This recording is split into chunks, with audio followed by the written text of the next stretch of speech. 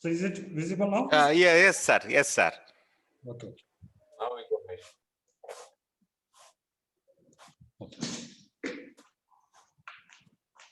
So, so you can get the information of a wider area. Means just in this image, you are seeing almost all parts of the world. 70% of the world has been covered, other than just the American continent. And yep, this is the advantage what we have. Means just very entire Earth ಇದನ್ನ cover ಮಾಡ್ತಾ ಇಲ್ಲ, but it is also giving information as a visual information. What is the visual information? You can see there are dark green color, some bright colors. So these dark green colors indicates the what, the greenery or the forest, whereas the white and bright color, light yellowish color, that indicates the dry, so quite good rainfall region, as well as somebody has to mute. ಯಾರೋ mute ಮಾಡಿದ್ರೆ ಸ್ವಲ್ಪ noise ಬರ್ತಾ ಇದೆ, ಯಾರು mute ಮಾಡ್ಬಿಡಿ. So ಇದರಲ್ಲಿ you can able to see at a instance which are the region which is having good rainfall condition, which are dry region at a instance you can see. So this is one of the ಈ ತರ ಒಂದು information ನಮಗೆ ಮುಂಚೆ ಈಗ 100 years back ಅಥವಾ some 60 years back it was not available. So only through land survey ಮತ್ತೆ ಈ aerial photography ಮುಖಾಂತರ ಸ್ಮಾಲ್ ಏರಿಯಾದ ಸಿಗ್ತಾ ಇತ್ತು. ಅಟ್ ಎ ಸ್ಟ್ರೆಚ್ ಇಷ್ಟು ಒಟ್ಟಿಗೆ ನಾವು ನೋಡೋದಕ್ಕೆ ಆಗ್ತಾ ಇರಲಿಲ್ಲ. So is it okay if I just mix Kannada in between, because I do not know how many participants are there from only interstate participants are there, means no issue. I will be first explaining in English and later on I will be just putting the same terms in Kannada. So this is one of the greatest advantage. That's why I said that it is an eye in the sky. So ಈ ಒಂದು advantage ಅನ್ನ ನಾವು ಎಷ್ಟು ಮಟ್ಟಿಗೆ ಬಳಸ್ಕೊಳ್ಬಹುದು ಅಂತಂದ್ರೆ, there is multi-disciplinary applications are there. So in this I'm going to talk about so what is the basics of remote sensing and types of satellites, because without introducing to you the different types of satellites, I'm not going into the technical details, but only the superficial this one about what are the different types of remote sensing techniques that are used, and types of data and remote sensing, how remote sensing and GS are blended together, how it will form into a very useful output. And finally I'll be coming to speak about the local or the micro level research that has been the outputs that I have done. I'll be showing the outputs, the remote sensing and GS application outputs which I have done in my research. And also I'll be introducing you to the historical perception, how historian can use this application. Means I'm having very limited information about how it can be, means still if it is all depends upon each individual. So if you think over, you can make use of this technology for your research. So with this means this is my flow of information for today's presentation. So in this slide you're seeing the remote sensing process, how it works. So actually the sunlight is the major source of light, and from the sunlight whatever the radiation that takes place that reaches the earth, and the radiation is B, and the C is the earth's surface, and whatever that is received on the earth's surface that will be reflected and emitted, means re-radiation. We call the emission as a re-radiation. Whatever the energy that is stored, that will be emitted back in a slow manner, whereas immediately some of the energy will be reflected. So that is from C it will be done, and that what is reflected back to the satellite, means the satellite absorbs, the satellite sensor, and that is D. The satellite is there, and that will sense this both the reflected as well as the radiated energy. All the satellite in the, then it will come to the ground station. The ground station information. The ground station will process it. Means it will be even the satellites can be even multi-satellites. It will from the D2, it will send it to another satellite. From there, it will come to the Earth station. From there, Earth station, it is processed and it will go to another means user level, that is F. So from user level to, it will go to the application level, that is G. So you find this is the process through which the remote sensing and GS applications are functioning right now. And here is the EM, means electromagnetic spectrum. Means what is the most basic thing that is required for remote sensing. Means electromagnetic spectrum collects, means the remote sensor collects the reflected and emitted energy from each object. So here is the leaf, example of a leaf. So the leaf absorbs energy, it also reflects energy and also emits energy. Means what is absorbed will be reflected, emitted in a delay of a few minutes to few hours. So that's how this means electromagnetic spectrum will be useful for getting the ground data or the information from the Earth surface. So immediately question you can intercept and ask question. So no issue. And so you see this electromagnetic spectrum. I will be taking into little bit more detail.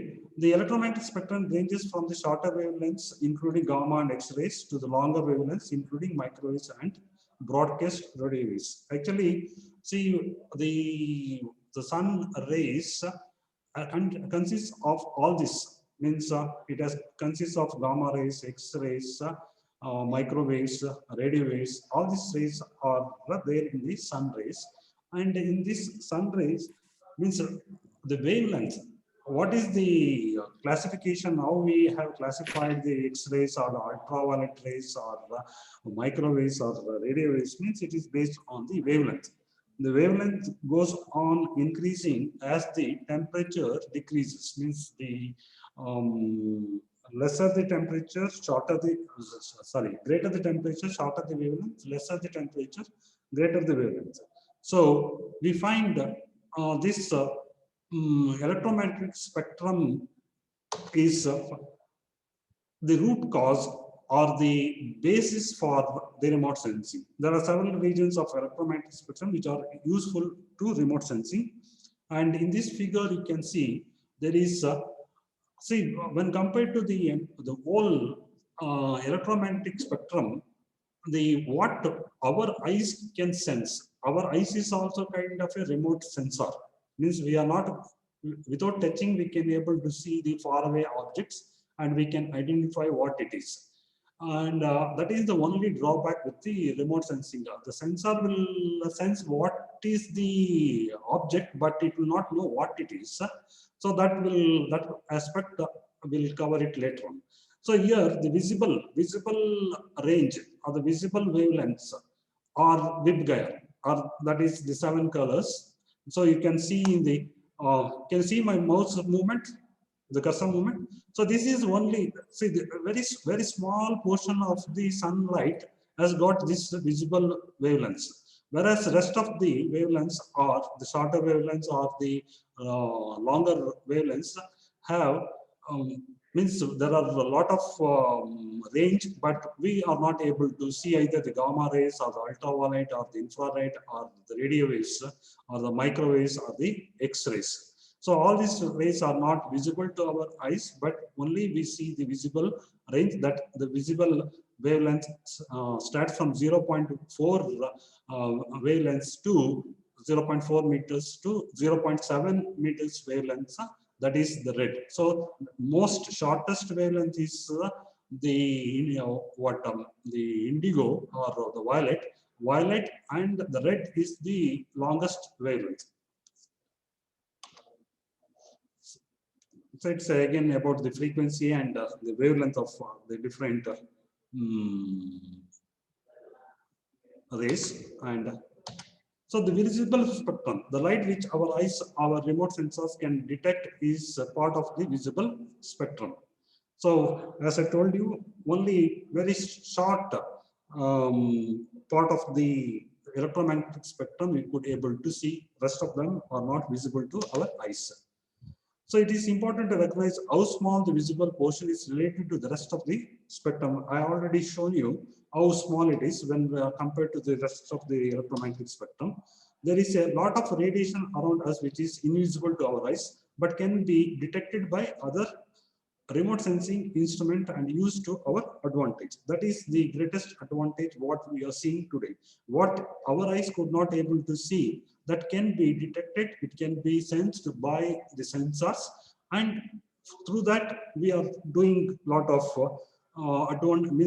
we are progressing well with the different technologies, either in the field of agriculture or in the field of marine or climate climate change and forecasting weathers. So it is now applicable in almost all the fields. So the visible wavelength covers a range of approximately 0.4 to 0.7 meters, and the longest visible wavelength is red and the shortest is violet. It is important to note that this is the only portion of the electromagnetic spectrum we can associate with the concept of colors. So the concept of colors, you know that there are 7 colors, and in these 7 colors, RGB are the base colors, that is red, blue, and green are the base colors. Without these 3 colors, there cannot be other colors can be actually the RGB is the base for all other colors, means it is the wavelength. So here you find the violet, blue, green, yellow, orange, or red. So there are 6 colors that has been indicated here. So indigo is missing because violet and indigo goes almost equal to each other. And visible spectrum, blue, green, and red are the primary colors, as I mentioned. And it is also seen to our eyes a wavelength of the visible spectrum. They are defined as such because no single primary can be created from the other 2, but all other colors can be formed by combining blue, green, and red in various proportions. So even when we go to a paint shop and if you ask for a particular color, we will mix only this RGB only, and with the RGB we could able to make more than 1 million types of colors. Means million types of colors is not possible for us to differentiate by human eyes, but computer digitally millions of colors can be developed with this mixing of RGB, means at a different proportion, because each R will be about 256 variations, means the U, we call it as a U. It is 256 varieties of R will be seen, and likewise the green and blue. 256 into 256 into 256, if you multiply, you will get millions of colors. So that is the actual combination of RGB. So even you keep a prism to a sunlight, you can see this 7 colors, and you might be knowing that the rainbow is formed through the prism. Prism means ಇದರಲ್ಲಿ ಮೋಡದಲ್ಲಿ ಏನು prism ಇರಲ್ಲ, ಆ ಮೋಡದಲ್ಲಿ ಇರುವಂತ ನೀರಿನ ಹನಿ ಮುಖಾಂತರ ನೀರಿನ ಇದು ಸೂರ್ಯನ ಕಿರಣ ಹಾದು ಹೋಗ್ಬೇಕಾದ್ರೆ ಅಲ್ಲಿ 7 ಕಲರ್ಗಳು ಅದು ಹೊರಬರುತ್ತೆ.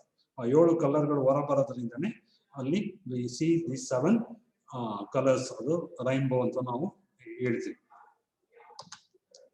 So infrared region is another major part of this one, and it is not visible, but it is now widely used for getting the agriculture and plant information. So So gamma rays are also used, microwaves are also used. So infrared, all there is different sensors have been each year.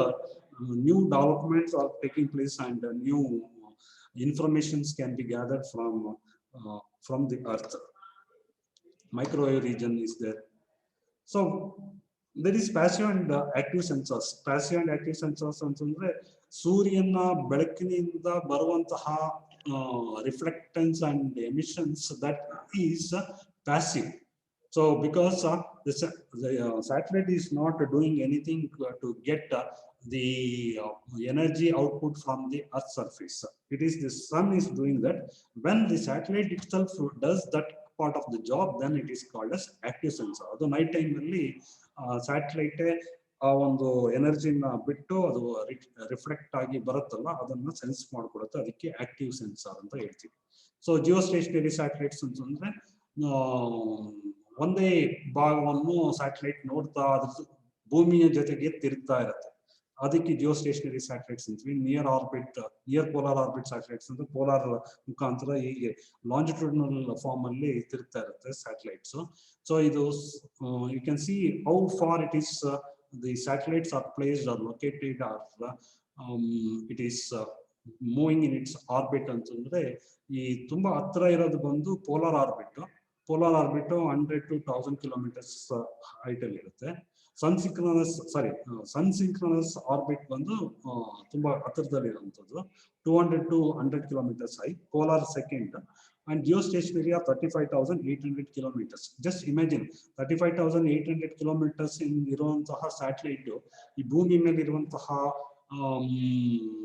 Different elements ಅದು sense ಮಾಡ್ತಾ ಇದೆ ಅಂದ್ರೆ really it is A very great achievement in the scientific world, and as well as we are greatly benefited out of it. It's a blessing and a gift. Okay, so this is again what is the path and where the different types of satellites are located. So idu nanu ಹೆಚ್ಚಿಗೆ ಸ್ವಲ್ಪ speed ಆಗಿ cover ಮಾಡ್ಕೊಂಡು satellites and orbits ಅದು ಯಾವ ರೀತಿ ತಿರುಗ್ತಾ ಇದೆ ಭೂಮಿಯಲ್ಲಿ ಸುತ್ತಲೂ ತಿರುಗುತ್ತೆ ಅನ್ನೋದು. ಅಂದ್ರೆ ಡಿಫ್ರೆಂಟ್ ಸ್ಯಾಟಲೈಟ್ಸ್ ಇದೆ, ಜಿಯೋ ಸ್ಟೇಷನರಿ ಸ್ಯಾಟಲೈಟ್ಸ್ ಇದೆ, communication satellites are there, sun synchronous satellites are there, weather satellites are there, GPS satellites are there. So likewise there are for different purpose different satellites are being launched. So when we come to the, as I told you, 9 types of, broadly we can classify the satellites into 9 types. Under communication satellites, remote sensing satellites, navigation satellites, geocentric orbit type satellites, otherly lower earth orbit, medium earth orbit, and higher earth orbit satellites. Geostationary satellites, just it will be focused to one particular area or one particular country. Drone satellites, ground satellites, polar satellites, nano satellites. Yes, ಹೇಳಿ sir. ಇದು satellites ಎಲ್ಲ ಒಂದೇ ಕಡೆ ಒಂದೇ ಇದರಲ್ಲಿ ತಿರುಗ್ತಾ ಇರ್ಬೇಕಾದ್ರೆ accidents ಏನ್ ಆಗಲ್ಲ ಸರ್? ಇಲ್ಲ. ಅಯ್ಯೋ, ಅದು ಆಕ್ಚುಲ್ ಆಗಿ it is space is so wide. ಈಗ ನಾವು ಏರೋಪ್ಲೈನ್ ಅಲ್ಲಿ ಎಷ್ಟೊಂದು ಏರೋಪ್ಲೈನ್, ಒಂದ್ ದಿನಕ್ಕೆ 1000 ಏರೋಪ್ಲೈನ್ಸ್ ಸ್ಕೈಲ್ ಇರುತ್ತೆ. ಎಲ್ಲೋ ಏರೋಪ್ಲೈನ್ ಕೊಲ್ಯೂಷನ್ ಆಗೋದು ತುಂಬಾ ಎಲ್ಲ ಆಗೇ ಇಲ್ಲ. ಅದೇನಿದ್ರು ಲ್ಯಾಂಡಿಂಗ್ ಟೈಮ್ ಅಲ್ಲೋ ಅಥವಾ ಟೇಕ್ ಆಫ್ ಟೈಮ್ ಅಲ್ಲಿ ಒಂದಕ್ಕೊಂದು ಹೊಡ್ಕೊಂಡಿದೆ ಅಂದ್ಬಿಟ್ಟು ಆತರ. ಈ ಸ್ಪೇಸ್ ಅಲ್ಲಿ ತುಂಬಾ ಅಗಾಧವಾದಂತ ಜಾಗ, ಅದರಲ್ಲಿ ಆತರ ಎಲ್ಲ ಏನು ಆಗಲ್ಲ. ಇದರಲ್ಲೇ ಭೂಮಿ ಮೇಲೆ ಸ್ವಲ್ಪ ಸ್ಪೇಸ್ ಪ್ರಾಬ್ಲಮ್ ಬರೋದು. ಡ್ರೋನ್ ಸ್ಯಾಟಲೈಟ್ ಎಷ್ಟು ಎತ್ತರದಲ್ಲಿ ಇರುತ್ತೆ ಸರ್? ಏನ್ ಹೇಳಿ? ಡ್ರೋನ್ ಸ್ಯಾಟಲೈಟ್ ಎಷ್ಟು ಎತ್ತರದಲ್ಲಿ ಇರುತ್ತೆ? ಅದು ಡ್ರೋನ್ ಬಂದು ಅದನ್ನ ನಾವು ಈಗ ಬಿಡ್ತೀವಲ್ಲ, ಅದು very it can be about ಫೀಟ್ಸ್ like that ಅಷ್ಟೇ. ಕೈಯಲ್ಲಿ ಇಟ್ಕೊಂಡು ಬಿಡ್ತೀವಲ್ಲ ಅದನ್ನೇ ಡ್ರೋನ್. ಅದು ಒಂದು ಸ್ಯಾಟಲೈಟ್ ಅಷ್ಟೇ. It is also sensor, the same kind of mechanism and technology is being used, but sensors are not so powerful enough as the sensors that are used in the real use of the satellites. Author sensors used ಮಾಡಿರೋ. So ಇದೆಲ್ಲ satellite ಅಲ್ಲಿ laser ಬಳಸ್ತಾರ sir? Laser, ಹೌದು, laser. ಹೌದು, ಅದು ಇದು active ಇದರಲ್ಲಿ ಅದು ಲೇಸರ್ ನ ಬಳಸ್ತಾರೆ. ಸನ್ರೈಸ್ ಸರ್, ಸ್ಯಾಟಲೈಟ್ ಇಂದ ಈ ಲೇಸರ್ ಕಿರಣದಿಂದ ಮನುಷ್ಯನ ಮೇಲೆ ಏನಾದ್ರು ಪರಿಣಾಮ ಬೀರುತ್ತಾ ಸರ್ ದೇಹದ ಮೇಲೆ? ಸ್ಯಾಟಲೈಟ್ ಇಂದ ಮನುಷ್ಯನ ಮೇಲೆ ರೇಸ್ ಇಂದನಾ? ಇಲ್ಲ ಮನುಷ್ಯನಿಗೆ ಏನು ತೊಂದರೆ ಕೊಡ್ತಾ ಇಲ್ಲ. ಯಾಕೆಂದ್ರೆ ಅದು ಬರ್ತಾ ಇರೋದು ಬಂದು ಇದರಿಂದ ಅಲ್ಲ, ಆ ಲೇಸರ್ ಇಂದ ಬರ್ತಲ್ಲ, ಆ ವೇವ್ಸ್ ಇಂದ ಏನಾದ್ರು ಮನುಷ್ಯನ ಇಲ್ಲ ಆರೋಗ್ಯದ ಮೇಲೆ? ಅದು ಆಕ್ಟಿವ್ ಇದ್ರಲ್ಲಿ ಮಾತ್ರ ಲೇಸರ್ ಇದು ಮಾಡೋದು. ಮೋಸ್ಟ್ ಆಫ್ ದ ಟೈಮ್ಸ್ ಸನ್ ಇದ್ರ ಮೇಲೆ, ಯಾಕೆಂತಂದ್ರೆ ಸ್ಯಾಟಲೈಟ್ ಡೇ ಟೈಮ್ ಅಲ್ಲೇ ಸುತ್ತಕೊಂಡು ಎಲ್ಲ ತಗೊಂಡು ಹೊರಟೋಗುತ್ತೆ. ಸನ್ ಸೆಟ್ ಆಗ್ತಾ ಇದ್ದಂಗೆ ಅದು ಬೇರೆ ಕಡೆ ರೀಜನ್ ಹೋಗಿರುತ್ತೆ. ಹಾಗಾಗಿ most of the time it will be covered from the sunlight only. It will B passive sensors work ಆಗೋದು. ಆಕ್ಟಿವ್ ಸೆನ್ಸರ್ಸ್ ತುಂಬಾ ರಿಕ್ವೈರ್ಮೆಂಟ್ ಇದ್ದಾಗ ಮಾತ್ರ ಆಕ್ಟಿವ್ ಸೆನ್ಸರ್ಸ್ ನ ಬಳಕೆ ಮಾಡ್ಕೊಳ್ತಾರೆ. So we can see the types of satellite device. Hello sir, one question sir. Hello. Really? Sir, ಈಗ ಅವಧಿ ಮೀರಿದ ಸ್ಯಾಟಲೈಟ್ ಗಳನ್ನ ಅವು ಪದೇ ಪದೇ ಅಲ್ಲೇ ಸುತ್ತಾ ಇರ್ತಾವಲ್ಲ, ಅವನ್ನ ಕ್ರಾಶ್ ಆಗ್ಲಾರ್ದಂಗೆ ಹೆಂಗ್ ತಡಿತಾರೆ? ಯಾವ ರೀತಿ ಏನ್ ತಡಿತಾರೆ ಅಂದ್ರೆ? ಅವಧಿ ಮೀರಿರ್ತೈತಲ್ಲ ಸರ್, ಈಗ ಆಲ್ರೆಡಿ ಡೇಟ್ ಬಾರ್ ಆಗಿರ್ತಕ್ಕಂಥ ಸ್ಯಾಟಲೈಟ್ ಗಳು ಇರ್ತಾವಲ್ಲ, ಅದು ಅಲ್ಲೇ ಕಸ ಆಗೋಗಿರುತ್ತೆ, ಅದು ಅಲ್ಲೇ ಇರುತ್ತೆ, ಅದು ಮತ್ತೆ ಚಲಿಸ್ತಾ ಇರಲ್ಲ. ಇನ್ನು ಮುಂದಕ್ಕೆ ನಾವು ಇಲ್ಲಿ ಭೂಮಿ ಮೇಲೆ ಕಸ ಮಾಡಿದಾಯ್ತು, ಈಗ ಇದರಲ್ಲಿ ಸ್ಪೇಸ್ ಅಲ್ಲಿ ಕಸ ಮಾಡಕ್ ಹೊರಟಿದೀವಿ, ಅದು ಅಲ್ಲೇ ಉಳ್ಕೊಂಡಿದೆ. ತೋರಿಸ್ತೀನಿ ಎಷ್ಟು ಸ್ಯಾಟಲೈಟ್ಸ್ ಬಿಟ್ಟಿದೀವಿ, ಎಷ್ಟು ಸ್ಯಾಟಲೈಟ್ಸ್ ವರ್ಕಿಂಗ್ ಅಲ್ಲಿ ಇದೆ, ಎಷ್ಟು ಸ್ಯಾಟಲೈಟ್ಸ್ ಕಸ ಆಗೋಗಿದೆ ಅಂತ. ಸೊ ಅದು ಕೆಳಗಡೆ ತರದಿಕ್ಕೂ ಸಹ ಪ್ರಯತ್ನ ಮಾಡ್ತಾ ಇದ್ದಾರೆ. ಆತರ ಒಂದೆರಡು ಪ್ರಯತ್ನ ಮಾಡಿದ್ದಾರೆ. ಏನಂದ್ರೆ ಖರ್ಚು ಜಾಸ್ತಿ ಅದನ್ನ ತರೋದಿಕ್ಕೆ. ಅದು ಮತ್ತೆ ಈಗ ಕಳಿಸಿದಾಗ ಏನ್ ಖರ್ಚು ಬೀಳುತ್ತೋ ಅದಷ್ಟೇ ಖರ್ಚು ಬೀಳುತ್ತೆ ಅದನ್ನ ಕೆಳಗಡೆ ತರೋದಕ್ಕೂ. ಸೊ ಇನ್ನು ಮುಂದಕ್ಕೆ ಅದು ಹೋಗಿ ಅದು ಕೆಲಸ ಮುಗಿಸಿದ ಮೇಲೆ ಕೆಳಗಡೆ ಬಂದ್ಬಿಡೋ ರೀತಿ ಒಂದು ಟೆಕ್ನಾಲಜಿನ ಡೆವಲಪ್ ಮಾಡ್ತಾ ಇದ್ದಾರೆ. Okay sir, thank you. So ಇಲ್ಲಿ ನೋಡಿ, ಇಲ್ಲಿ the countries with the most satellites in space 1300 USA, China. So ನಾನು ಸ್ವಲ್ಪ ಫಾಸ್ಟ್ ಆಗಿ ಹೊರಟೋಗ್ತಾ ಇದ್ದೀನಿ. 58 ಇಂಡಿಯಾದ ಇದೆ, ಇನ್ನೊಂದು ಇನ್ಫಾರ್ಮೇಶನ್ ಪ್ರಕಾರ 68 ಇದೆ ಅಂತ ಹೇಳ್ತಾರೆ. ಸೊ ಏನೇ ಇಟ್ ಈಸ್ ಬಿಟ್ವೀನ್ 58 to 68 ಇಂಡಿಯಾದ ಸ್ಯಾಟಲೈಟ್ಸ್ ಇದೆ. ಸೊ ಅದರಲ್ಲಿ civilian satellites, commercial satellites, military satellites ಮತ್ತೆ ಗವರ್ಮೆಂಟ್ ಯೂಸ್ಗೆ ಮಾಡ್ಕೊಂಡಿರೋಂಥದ್ದು. ಈ ಕಮರ್ಷಿಯಲ್ ಸ್ಯಾಟಲೈಟ್ಸ್ ಅಂದ್ರೆ ನಾವು ಟಿವಿ ಚಾನಲ್ಸ್ ನೋಡೋದು ಕಮರ್ಷಿಯಲ್ ಸ್ಯಾಟಲೈಟ್ಸ್ ಮುಖಾಂತರವಾಗಿ. So the countries with most satellites in space ಇದು ನೋಡಿದ್ರೆ ನಿಮಗೆ ಗೊತ್ತಾಗತ್ತೆ. ಈಗ 2757 USSR ಇದ್ದಾಗಲೇ ಅದು ಬಿಟ್ಟಿರೋದು. ಇದರಲ್ಲಿ ನೋಡಿ, ಇಲ್ಲಿ ರಷ್ಯಾದು 167 ಅಷ್ಟೇ ಫಂಕ್ಷನ್ ಅಲ್ಲಿ ಇದೆ. 167 ಫಂಕ್ಷನ್ ಇದೆ. ಅದು ಬಿಟ್ಟಿರೋಂಥದ್ದು ಜಾಸ್ತಿ ಇದೆ. 656 ಈಗಿನ ರಷ್ಯಾನೇ ತಗೊಂಡ್ರೆ 650ರಲ್ಲಿ 156 ಮಾತ್ರ ಫಂಕ್ಷನ್ ಅಲ್ಲಿ ಇದೆ. ಸೊ ಇನ್ನು ಉಳಿದಿಲ್ಲ ಅಲ್ಲೇ ಸ್ಕ್ರಾಪ್ ಆಗಿ ಇರುತ್ತೆ. So India become India is very good launching pad ಅಂತ ಹೇಳ್ತೀವಿ. ಸೊ ಇದು ನಮ್ಮ ಡೊಮೆಸ್ಟಿಕ್ ಯೆಲ್ಲೋ ಕಲರ್ ಅಲ್ಲಿ ತೋರಿಸ್ತಾ ಇದೆ. ಇನ್ನು ಉಳಿದಿರೋಂಥ light yellowish and green colour ಅಂತಂದ್ರೆ it is all we have given our launching stations for other countries to launch their satellites. ಆ ತರ ಇಸ್ವಿ ವೈಸ್ 2008ರಿಂದ 2018 ನೋಡಿದ್ರೆ ಒಟ್ಟು 232 ಸ್ಯಾಟಲೈಟ್ಸ್ ನ ಇದುವರೆಗೂ ಬೇರೆ ದೇಶದವರು ನಮ್ಮ ಭೂಮಿಯಿಂದ ಕಳಿಸ್ಕೊಟ್ಟಿದ್ದಾರೆ. ಟೈಪ್ಸ್ ಆಫ್ ರೆಸಲ್ಯೂಷನ್ ಅಲ್ಲಿ ಸ್ಪೇಷಿಯಲ್ ರೆಸಲ್ಯೂಷನ್ ಅಂತ ಹೇಳ್ತೀವಿ. What area and how detailed are. Spectral ಅಂತಂದ್ರೆ ವಾಟ್ ಕಲರ್, ಅದನ್ನ ಹೇಳೋದು RGB ಅಲ್ಲಿ. ಇನ್ನು ಮತ್ತೆ ಇದ್ರಲ್ಲೂ ಬೇರೆ ಸ್ಪೆಕ್ಟ್ರಮ್ಸ್ ಬರುತ್ತೆ, ಮಲ್ಟಿ ಸ್ಪೆಕ್ಟ್ರಮ್ ಎಲ್ಲ ಬರುತ್ತೆ. Temporal means it is how many days once the satellite comes on the same spot. So ಅದು ಟೆಂಪರಲ್ ಅಂತ ಹೇಳ್ತೀವಿ. ರೇಡಿಯೋಮೆಟ್ರಿಕ್ ಅಂತಂದ್ರೆ based on the colour depth. So it is a Landsat comparison of that is USA satellite. So ಅದರಲ್ಲಿ spectral resolution ಯಾವ ರೀತಿ ಇರುತ್ತೆ, ಆಮೇಲೆ thematic map ಅಲ್ಲಿ ETM means electro magnetic spectrum plus multi spectrums ಇದು ಸೆನ್ಸರ್ಸ್ ಅಡಾಪ್ಟ್ ಮಾಡಿರೋದು. ಎಷ್ಟು resolution ಎಷ್ಟು ಇರುತ್ತೆ ಅಂತ ಇಲ್ಲಿ ಸ್ಪೇಷಿಯಲ್ ರೆಸಲ್ಯೂಷನ್, ಟೆಂಪರಲ್ ರೆಸಲ್ಯೂಷನ್ ಅಂದ್ರೆ ಇದು ಸ್ಪೇಷಿಯಲ್ ರೆಸಲ್ಯೂಷನ್ 30 × 30 ಮೀಟರ್ ಅಷ್ಟು ಇದನ್ನ ರೇಂಜ್ ನ ಕವರ್ ಮಾಡುತ್ತೆ. ಇದರದಾದ್ರೆ ETM ಡೇಟಾ ಬಂದು 15x15 ಮತ್ತೆ ಮಲ್ಟಿಸ್ಪೆಕ್ಟ್ರಲ್ 79x79 ಮೀಟರ್ಸ್ ನ ಕವರ್ ಮಾಡುತ್ತೆ. ಇದು 16 ದಿವಸಕ್ಕೆ ಒಂದ್ಸತಿ ಬಂದ್ರೆ 18 ದಿವಸಕ್ಕೆ ಮಲ್ಟಿಸ್ಪೆಕ್ಟ್ರಲ್ ಸ್ಯಾಟಲೈಟ್ ಬರುತ್ತೆ ಅದೇ ಸ್ಪಾಟ್. ಸೊ ಸ್ಪೆಷಲ್ ರೆಸಲ್ಯೂಷನ್ ಯಾವ ರೀತಿ ಹೋಗುತ್ತೆ ಅಂತಂದ್ರೆ ಜಸ್ಟ್ ಈಗ ನೋಡ್ತಾ ಇರೋದು ಒಂದು ರೋಡ್, ಬಿಲ್ಡಿಂಗು, ಡ್ರೈವೇಸ್ ಇದೆ. ಹಾಗೆ ಇದನ್ನ ಒಂದು ಇದಕ್ಕೆ ತಗೊಂಡ್ಬಂದ್ರೆ ಸ್ಯಾಟಲೈಟ್ ಇಮೇಜ್ ಅಲ್ಲಿ ಈ ಒಂದು 80 meters ರೆಸಲ್ಯೂಷನ್ ಅಲ್ಲಿ ಹಿಂದ್ಗಡೆ ಬ್ಯಾಕ್ ಗ್ರೌಂಡ್ ಪಿಕ್ಸೆಲ್ಸ್ ನೋಡ್ತಾ ಇರಲ್ಲ. Just what you are seeing as a pixel that will be the information of this roads, buildings and the roads and buildings. So ಇದು ಮತ್ತೆ 30 meters ರೆಸಲ್ಯೂಷನ್ ಆದ್ರೆ ಇಷ್ಟು ಪಿಕ್ಸೆಲ್ ಸೈಜ್ ಕಡಿಮೆ ಆಗ್ತಾ ಬಂದಿದೆ. ನೋಡಿ, ಪಿಕ್ಸೆಲ್ ಸೈಜ್ ಕಡಿಮೆ ಆಗ್ತಾನೆ ಬರುತ್ತೆ. And you can see much more smaller pixels, 10 meter, whether it is spot images from France satellite. So 1 meter resolution only you can see much more clarity has come, and when it is half meter, much more clarity resolution, and when it comes to much more closely means 30 centimeters idu matte innu 15 centimeters ge common ide. So you can see this is the Landsat MS 80 meters resolution grid. 80 meters adanna 80 meters in the 30 meters, 30 meters in the 10 meters, 10 meters in the 4 meters, 4 meters to 1 meter.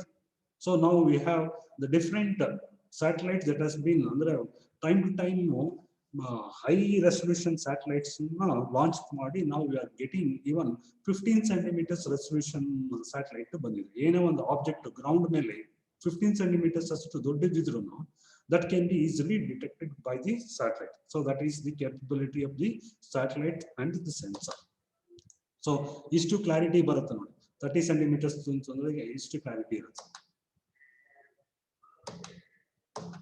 Okay. The spectral that is based on the electromagnetic radiation. Electromagnetic radiation the spectral curve. So different objects on the earth will have different wavelengths. ಈಗ ಎಲೆ ಬಂದು ನಮ್ಮ ಕಣ್ಣಿಗಷ್ಟೇ green ಆಗಿ ಕಾಣೋದು. Actual ಆಗಿ green ಆಗಿ ಇರೋದು ನಮ್ಮ electromagnetic spectrum ಇಂದ. So what will happen when the sunlight falls on it? It will absorb and it will reflect in a longer wavelength. Longer wavelength ಆದಾಗ ರೆಡ್ ಆಗಿಬಿಡುತ್ತೆ. ಸೊ ಅದು ಹಾಗಾಗಿ ಸೆನ್ಸಾರ್ ಅಲ್ಲಿ ಅದು ಫಾಲ್ಸ್ ಕಲರ್ ಅಲ್ಲಿ ರೆಡ್ ಆಗಿ ಕಾಣುತ್ತೆ. ನಮ್ಮ ಸ್ಯಾಟಲೈಟ್ ಇಮೇಜಸ್ ಎಲ್ಲ ರೆಡ್ ಆಗಿರುತ್ತೆ ಸ್ಟೇಷನ್. ನಮ್ಗೆ ಗ್ರೀನ್ ಆಗಿ ಹೇಗೆ ಕಾಣುತ್ತೆ ಅಂತಂದ್ರೆ ನಮ್ಮ ವೇವ್ಲೆಂತ್ಗೆ ಅದು ಗ್ರೀನ್ ಆಗಿ ಕಾಣ್ತಾ ಇದೆ. ಸೊ ಇದು ಸ್ಪೆಕ್ಟ್ರೋಮೀಟರ್ ಅಂತ ಹೋಗಿ ಒಂದೊಂದು ಗಿಡದ್ದು ಅದು ರಿಫ್ಲೆಕ್ಟೆನ್ಸ್ ವ್ಯಾಲ್ಯೂನ ತಗೊಂಡ್ಬಂದ್ಬಿಟ್ರೆ ಸೊ ನಮ್ಗೆ ಇದರಿಂದ ಸ್ಯಾಟಲೈಟ್ ಇಂದ ಬರುವಂತಹ ಒಂದು ಆಬ್ಜೆಕ್ಟ್ಸ್ ನ ರಿಫ್ಲೆಕ್ಟೆನ್ಸ್ ವ್ಯಾಲ್ಯೂ ಇದೆ. ಆ ವ್ಯಾಲ್ಯೂ ಮೇಲೆ ಇದಿದೆ, ಇದು ಈ ಪ್ಯಾಡಿ ಇದು ಕ್ರಾಪ್, ಇದು ಶುಗರ್ ಕೇನ್ ಕ್ರಾಪ್, ಇದು ಬಿಲ್ಡಿಂಗ್ ಅಲ್ಲಿ ಇದು ಸುಣ್ಣ ಅಂದ್ರೆ ಸಿಮೆಂಟ್ ಯೂಸ್ ಮಾಡಿರೋದು, ಬರೀ ಮಣ್ಣಿಂದ ಮಾಡಿರೋಂಥ ಬಿಲ್ಡಿಂಗು, ಇದು ಕಲ್ಲಿಂದ ಮಾಡಿರೋಂಥ ಬಿಲ್ಡಿಂಗು, ಈ ತರ ಕಂಡುಹಿಡಿಯೋದಕ್ಕಾಗುತ್ತೆ. ಅದನ್ನೇ ಆಲ್ರೆಡಿ ಮಾಡ್ತಾ ಇರೋದು ಸ್ಪೆಕ್ಟ್ರೋಮೀಟರ್ ಅಂತ ಹೇಳ್ತೀವಿ. ಅಲ್ಲಿ ಹೋಗ್ಬಿಟ್ಟು ಅದ್ರ ರಿಫ್ಲೆಕ್ಟೆನ್ಸ್ ವ್ಯಾಲ್ಯೂನ ತಗೊಂಡ್ಬಿಟ್ರೆ ಅಲ್ಲಿಂದ ಸ್ಯಾಟಲೈಟ್ ಇಂದ ಬರುವಂತಹ ಒಂದು ವ್ಯಾಲ್ಯೂ ಆ ರೇಂಜ್ ಆ ಒಂದು ವ್ಯಾಲ್ಯೂಗೆ ಇದಾದ್ರೆ ಈಸಿಯಾಗಿ ನಾವು ಇದು ಬಂದು ಈ ಪರ್ಟಿಕ್ಯುಲರ್ ಎಲಿಮೆಂಟ್ ಅಂತ ಕಂಡುಹಿಡ್ಕೊಳ್ಬೋದು. ಸೊ ಇಲ್ಲಿ ಇದೆ ನೋಡಿ, grass, concrete, sandy loam soil, shingles, fallow, asphalt, artificial turf, clear water, ಈ ತರ. ಸೊ ಪ್ಯಾನ್ಕ್ರೋಮ್ಯಾಟಿಕ್ ಅಂದ್ರೆ ಒಂದೇ ಒಂದು ಬ್ರ್ಯಾಂಡ್. ಇದು ಯೂಶಲ್ ಆಗಿ ನಾವು ಸ್ಯಾಟಲೈಟ್ ಇಮೇಜಸ್ ಬಂದು RGB ರೇಂಜ್ ಇರುತ್ತೆ, ಮತ್ತೆ ಮಲ್ಟಿಸ್ಪೆಕ್ಟ್ರಲ್, ಹೈಪೋಸ್ಪೆಕ್ಟ್ರಲ್ ಅಲ್ಲೂ ಇರುತ್ತೆ. ಇದು difference between the contrast between the panchromatic and the colour ಇದು RGB. ಸೊ ಇದ್ರಲ್ಲಿ ನೋಡ್ಬೋದು, ಇಲ್ಲಿ ಕೆಳಗಡೆ you can see the bands that are used 3 to 1 RGB, infrared RGB, so bands 4, 5, 3, 1. So ಇದೆಲ್ಲ ಫುಲ್ ಕಂಪ್ಲೀಟ್ ಬ್ಯಾಂಡ್ಸ್ RGB ಅಲ್ಲದೆ ಇನ್ನು ಈಗ microwaves use ಮಾಡಿದ್ದಾರೆ, infrared, near infrared, mid infrared, for infrared, ಆ ತರ ಆ ಒಂದು ಇದನ್ನ ಸೆನ್ಸ್ ಮಾಡಿದ್ರೆ ಅದರಲ್ಲಿ ಬಂದಂತಹ ಒಂದು ಇಮೇಜಸ್. ಸೊ ಇದು ಏರೋಪ್ಲೈನ್ ಅನ್ನು ತೆಗಿತಾ ಇದ್ರು ಮುಂಚೆ, ಆ ಒಂದು ಅಪ್ಲಿಕೇಶನ್ಸ್ ಯೂಸ್ ಮಾಡ್ತಾ ಇದ್ವಿ ಮುಂಚೆ. ಈಗ ಏರೋಪ್ಲೈನಿಂಗ್ ಅಂತ ಹೆಚ್ಚಿಗೆ ಸ್ಯಾಟಲೈಟ್ ಯೂಸ್ ಮಾಡ್ತಾರೆ. So hyperspectral, you can see a very small area that will be means we can gather lot of information. ಇಲ್ಲಿ ಕಾಣುತ್ತಲ್ಲ a type of ಒಂದು ಫೀಚರ್ ಇದೆ, ಅದೇನೆ ಇಲ್ಲಿ ಟೂ ಕಲರ್ ಅಲ್ಲಿ ನಮಗೆ ಇದು hyperspectral ಈ ತರ ಕಲರ್ ಅಲ್ಲಿ ಬರುತ್ತೆ, whereas it is in two color it will be different. So you can see this small ಒಂದು ಸ್ಮಾಲ್ ಯೂನಿಟ್ ಆಫ್ ಏರಿಯಾನ ತಗೊಂಡು ಅದರದ್ದು ನಾವು ಮಲ್ಟಿಸ್ಪೆಕ್ಟ್ರಲ್ ಅಲ್ಲಿ ನಾವು ನೋಡಿದಾಗ ಇಷ್ಟು ಇನ್ಫಾರ್ಮೇಶನ್ ಸಿಗುತ್ತೆ. You can find the stream pass as well as the vegetative and other forest area, ಈ ತರ ಎಲ್ಲ ಫುಲ್ ಡಿಫ್ರೆಂಟ್ ಇದನ್ನ ಐಟಮ್ಸ್ ನಾವು ನೋಡ್ಬೋದು, ಅಂದ್ರೆ ಫೀಚರ್ಸ್. ಸೊ ಇದು ದ ಫಾರೆಸ್ಟ್ ಕವರ್ 1987 ಅಲ್ಲಿ ಇದ್ದಂತ ಕಂಡೀಷನ್ಗೂ 2000 ಇರುವಂತ ಮೌಂಟ್ ಕಿಲಮೆಂಜರೋ ಮೇಲೆ ಸಿ ದ ಫಾರೆಸ್ಟ್ ಕವರ್ ಎಷ್ಟು ಕಡಿಮೆ ಆಗಿದೆ ಅನ್ನೋದು ನಿಮಗೆ ಗೊತ್ತಾಗುತ್ತೆ. ಸೊ ಈ ತರ ಒಂದು ಎರಡು ಸೇಮ್ ಪ್ಲೇಸ್ ಸೇಮ್ ರೆಸಲ್ಯೂಷನ್ ಇದ್ದುಬಿಟ್ರೆ then it will be very much easy for us to analyze the change or the what changes has taken place over the period of 50 years or 20 years or athara changes na ನಾವು ನೋಡಬಹುದು. So it is again another place ಅದು ಇದರದ್ದು ಈಗ Mount ಕಿಲಮೆಂಜರೋ ಅಲ್ಲಿ ಇನ್ನೂ detailed ಇದು particular ಇದರಲ್ಲಿ. So 2000ಗೂ 2003ಗೂ ಇರುವಂತಹ ವ್ಯತ್ಯಾಸ. So you can see some of the features are come in 2003, whereas it was not present in 2000. Okay. How much has changed? How severe was the damage? What? So these are the questions that can be easily explained. Yes, to change agide, yes, to severely it has damaged the ecosystem. Idella now study model. So the path and the temporal information will be available land site 16 days adre quick bird bando it depends upon the requirement. The MODIS is daily, the full complete MODIS bando it is for temperature. Now every day temperature we are getting in our television, so it is through MODIS data.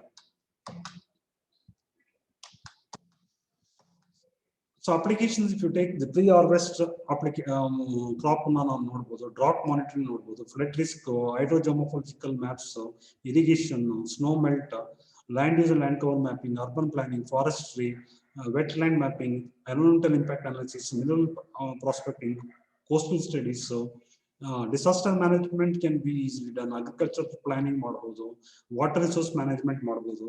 So there are wide variety of application. So ಈಗ historical cities ಅಂದ್ರೆ ತುಂಬಾ ಇದರಲ್ಲಿ ಇದ್ದಂತ ಕಣ್ಣಿಗೆ ಕಾಣದೇ ಇದ್ದಂತಹ ಒಂದು cities some 1000 years 5000 years back ಇದ್ದಂತ ಇದನ್ನೆಲ್ಲ ನಾವು ಸ್ಯಾಟಲೈಟ್ ಇಮೇಜಸ್ ಮುಖಾಂತರ ನೋಡೋದಕ್ಕಾಗಿದೆ. ಅದನ್ನ ನಾನು ಲಾಸ್ಟ್ ಅಲ್ಲಿ ತೋರಿಸ್ತೀನಿ. So this is what the yes sir, ಈಗ ಭೂಮಿ ಮೇಲೆ ಇರೋದು ಹೇಳಿದ್ರೆ ಸರ್, ನೀರಲ್ಲಿ ಕೂಡ ನೋಡ್ಬೋದಾ ಸರ್? ನೀರಲ್ಲಿ ಇರೋದು ಇಲ್ಲ, ಆಕ್ಚುಲ್ ಆಗಿ ಭೂಮಿ ಮೇಲೆ ಇದು ರಿಫ್ಲೆಕ್ಟೆನ್ಸ್ ಇರೋದು ಬಂದು ಓನ್ಲಿ ಭೂಮಿಯ ಮೇಲ್ಗಡೆ, ಅದು ಈವನ್ 1 ಸೆಂಟಿಮೀಟರ್ ಒಳಗಡೆಗೂ ಹೋಗಲ್ಲ. ಹೌದಾ? ರೇಸ್ ಬಂದು it is only at the top, ಭೂಮಿ ಮೇಲೆ. ಅದೇ ರೀತಿ ವಾಟರ್ ಮೇಲೆ ಅಷ್ಟೇನೆ. ಏನು ನಾವು ಭೂಮಿಯಲ್ಲಿ ಇರೋಂತ ನೀರನ್ನು ನಾವು ಕಂಡುಹಿಡಿತೀವಿ ಸ್ಯಾಟಲೈಟ್ ಇಮೇಜ್ ಬೇಸಿಸ್ ಅಲ್ಲಿ, ಆದ್ರೆ ಅದು ಇಂಡೈರೆಕ್ಟ್ ಇನ್ಫರೆನ್ಸಸ್ ಅಂತ ಹೇಳ್ತೀವಿ. It is not direct. Direct ಆಗಿ ನಮಗೆ ಈಗ ಟೆಂಪರೇಚರ್ ಸಹ ಡೈರೆಕ್ಟ್ ಅಲ್ಲ, ಅದು ರಿಫ್ಲೆಕ್ಟೆನ್ಸ್ ವ್ಯಾಲ್ಯೂ ಮೇಲೆ ಟೆಂಪರೇಚರ್ ನ ಕಂಡುಹಿಡಿಯೋದು. ಸೊ ಭೂಮಿ ಒಳಗಡೆ ಇರುವಂತಹ ಪೆಟ್ರೋಲಿಯಂ ಆಗ್ಲಿ, ಮಿನರಲ್ಸ್ ಆಗ್ಲಿ, ಗ್ರೌಂಡ್ ವಾಟರ್ ಆಗ್ಲಿ, so all this are all possible to identify based on the indirect inferences, indirect ಆಗಿ, not direct. Okay, thank you. So ಇದು ಎಲ್ಲ ಫುಲ್ ಇದು ನಮ್ಮ ವಿಸಿಬಲ್ ಇದಕ್ಕೇನೆ. ಅಂದ್ರೆ ಇದರಲ್ಲಿ ರಿಮೋಟ್ ಸೆನ್ಸಿಂಗ್ ಅಲ್ಲಿ we have 2 types of interpretation, visual interpretation ಮತ್ತೆ ಡಿಜಿಟಲ್ ಇಂಟರ್ಪ್ರಿಟೇಷನ್ ಅಂತ. ಸೊ ನಮ್ ಕಣ್ಣಿಗೆ ನೋಡಿದ ಕೂಡಲೇ ಯಾರು ಬೇಕಾದ್ರೂ ಹೇಳ್ಬೋದು, ಆ ಕಡೆ ಬೆಳ್ಳಗೆ ಇರೋದಲ್ಲ ಸ್ನೋ ಕವರ್, ಗ್ರೀನಿಂಗ್ ಇರೋದಲ್ಲ ಫಾರೆಸ್ಟ್, ಸ್ವಲ್ಪ ತುಂಬಾ ಬ್ರೈಟ್ ಎಲ್ಲೋ ಇರೋದಲ್ಲ ಡೆಸರ್ಟ್, ಲೈಟ್ ಎಲ್ಲೋ ಇರೋದಲ್ಲ ಸೆಮಿ ಡೆಸರ್ಟ್ ಅಥವಾ ಸೆಮಿ ಏರಿಡ್, ಈ ರೀತಿ. ಅಂದ್ರೆ ನಾವು ಈಗ ಬೇಸ್ಡ್ ಆನ್ ಪ್ರೆಸಿಪಿಟೇಷನ್ ಇಂಡೆಕ್ಸ್ ಮೇಲೆ ನಾವು ಎಂಟೈರ್ ಕ್ಲೈಮೆಟಿಕ್ ರೀಜನ್ಸ್ ನ ಕ್ಲಾಸಿಫೈ ಮಾಡೋದಾದ್ರೆ ವೆಟ್ ಅಂತ ಹೇಳ್ತೀವಿ. ವೆಟ್ ಆದ್ಮೇಲೆ ಹ್ಯೂಮಿಡ್, ಸಬ್ ಹ್ಯೂಮಿಡ್, ಆಮೇಲೆ ಸೆಮಿ ಏರಿಡ್, ಏರಿಡ್, ಆಮೇಲೆ ಡ್ರೈ, ಡೆಸರ್ಟ್. ಅಂದ್ರೆ ಟೋಟಲ್ ಆಗಿ ಮಳೆನೇ ಬೆಳೆದೇ ಇರೋಂತಹ ಪ್ರದೇಶನ ಡೆಸರ್ಟ್ ಅಂತ ಹೇಳ್ತೀವಿ. ಸ್ವಲ್ಪ ಮಟ್ಟಿಗೆ ಅಂದ್ರೆ ವೆಟ್ ಅಂತ ಸದಾ ಕಾಲಕ್ಕೂ ನೀರು ಬೆಳೀತಾ ಇರೋದು, ಭೂಮಿಯಲ್ಲೂ ನೀರು ಇರುವಂತದ್ದು, ಮಳೆ ಆಗ್ತಾ ಇರುವಂತ ಪ್ರದೇಶ.